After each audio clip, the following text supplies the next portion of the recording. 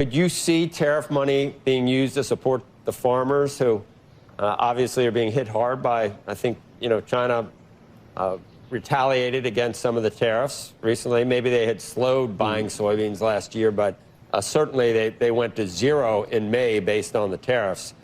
Right. Is that an option that it's going to happen?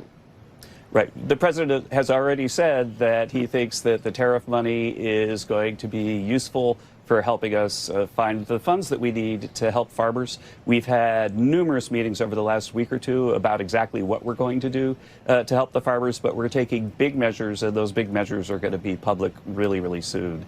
And yes, so for sure, China has, especially for soybean farmers, has stopped buying U.S. soybeans.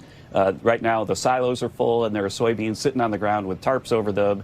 That's unacceptable to the president. We're calling up all our soybean customers around the world as part of our trade negotiations, and we're also getting ready to have really strong policies to support our farmers. We haven't heard anything about trade negotiations recently. What happened to India? It's still a work in progress. So soybean farmers are pretty much screwed. They're going to try to give you guys a bailout, right? There's going to be something from there to be able to help you out. Here's the problem. In any individual year, China would buy $12 to $15 billion worth of soybean from the United States. Guess what? Gone. If you think that's coming back, not going to happen. Trump literally gave $20 billion to Argentina to bail out Argentina so that Argentina can sell soybean to China and China can just tell us to go screw ourselves. Here's the truth. The world is looking at this president like we're insane. It is looking at the states that are growing these soybeans, whose districts voted for this thing, like you guys are crazy.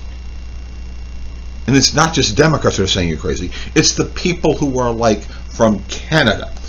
Canada, who was looking at us. And it's like, we're your greatest trading partner. We've been your greatest trading partner forever. We're your northern border. And you're treating us like dog meat. So they just made a deal with Mexico to sell them the corn. They're boycotting our products.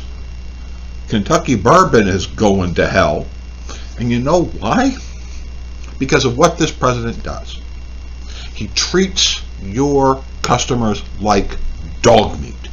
You are farmers, you're taking care of your customers who are buying soybeans and corn and whatever it is else that you grow.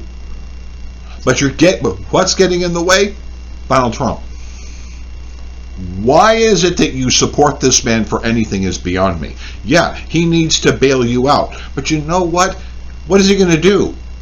If he bails you out this year, next year you're going to need the same bailout because China is not buying, and there's practically a global boycott of American product that is out there with our products not being taken up, not being sold on shelves of stores around the world. We got a problem. But this problem is because of Trump.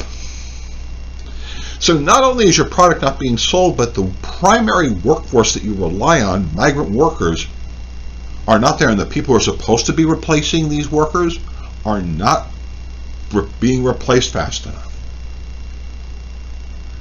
Do yourself a favor. Never vote Republican again, because they just destroyed you. Your hospitals are shutting down in rural communities because in big cities like mine, like Los Angeles, yes, big city hospitals are also going to be affected. But you know what? There's just more customers, unlike in rural areas. Do yourself a favor. Stop voting Republican because he's just going to bail you out. But next year he's going to need to give you another $12.5 billion because that's what you needed from China. This is insane.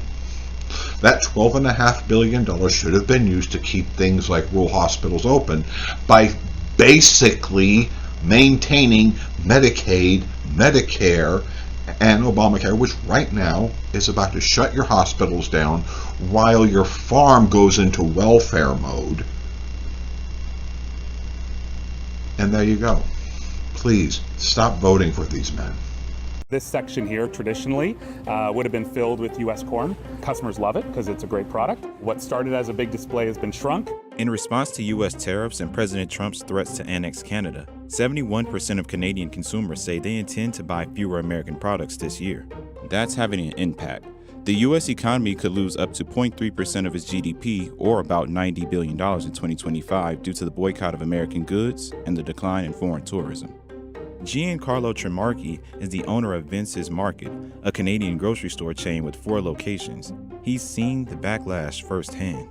Talk to me a bit about how the Buy Canada movement has affected you at the grocery store. Our customers are demanding from us as much Canadian product as possible. They're getting frustrated and upset when they see too much U.S. product. We've obviously seen the very visible and visceral reaction from markets to US policies, but it's very interesting to see from the consumer side what impact it's having. And these little acts of activism from consumers who have decided to turn their back on certain US products. If there was a Canadian version and an American version, we probably already delisted the American version and supported the Canadian product because that's what our customers are looking for. And several countries, including Canada and Mexico and some in the European Union, are responding to aggressive U.S. trade policies with retaliatory tariffs of their own. The U.S. tariffs look like they're going to last for the duration of the Trump administration in one form or another.